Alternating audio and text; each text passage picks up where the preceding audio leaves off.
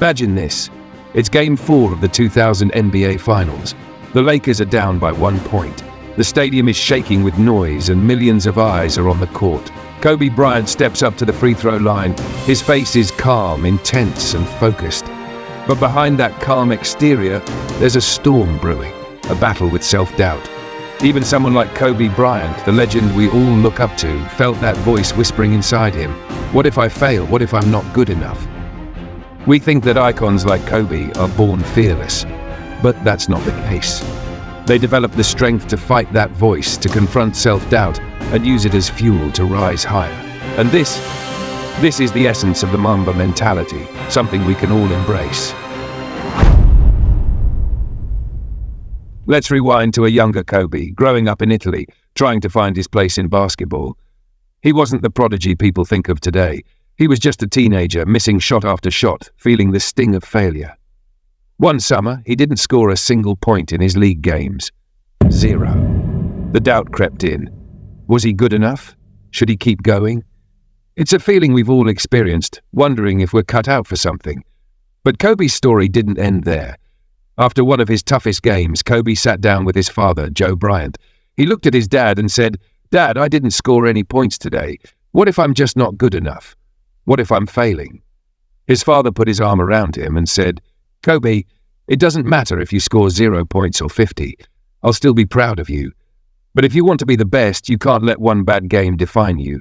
It's not about what happens in one moment. It's about how you respond, how you rise." In that moment, Kobe realized something powerful. Self-doubt wasn't the enemy. It was part of the process, a test. And from that day forward, Kobe made a choice. He would not let self-doubt stop him. He began showing up at the gym at 4 a.m., pushing himself harder, practicing longer. It wasn't just his body he was training.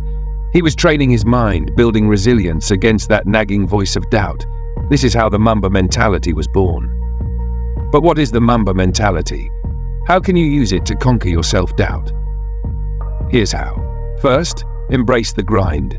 Kobe was relentless. He put in the work when others weren't watching. He'd be in the gym long before anyone else, not just to practice, but to build his confidence.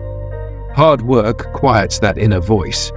The more effort you put into something, the more you drown out self-doubt. Kobe said, "If you want to be great, there's no secret. It's about putting in the work."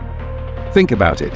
Every time you push yourself, whether you're working on a skill, studying, or going after your goals, you silence that voice of insecurity. When doubt creeps in, let it be a reminder to double down on your efforts. The more you work, the less room there is for self-doubt. Second, focus on the process, not the outcome. Kobe didn't obsess over winning every game or scoring every point. He focused on perfecting his footwork, refining his technique, and improving his mindset. He knew that if he focused on getting better every day, the results would follow. This is so important. Often we get caught up in the end result, fearing failure or worrying about what people think. But when you focus on the process, on the daily habits, the small improvements, you build a foundation of confidence. So when self-doubt sets in, shift your focus to what you can control right now. Trust that the results will come if you keep working on your craft. Finally, channel your fear into action. Kobe didn't run from fear, he leaned into it. He saw fear as a sign that he was pushing himself to grow. The moment you give up is the moment you let someone else win, he once said.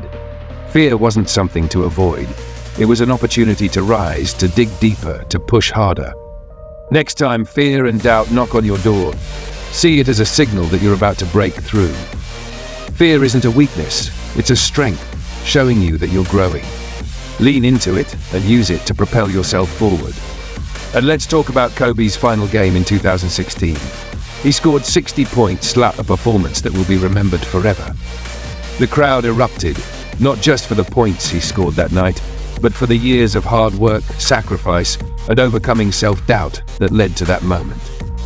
Imagine if Kobe had given in to that voice of self-doubt when he was young. Imagine if he let fear stop him from training every day, from pushing through pain.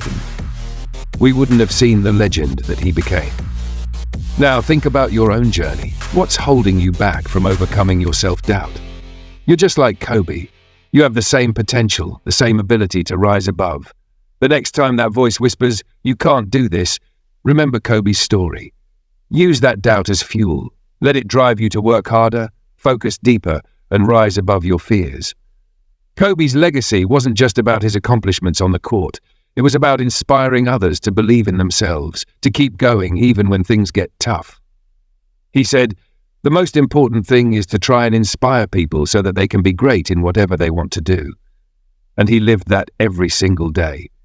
Today, you have a choice. Will you let self-doubt hold you back, or will you rise above it and become the best version of yourself?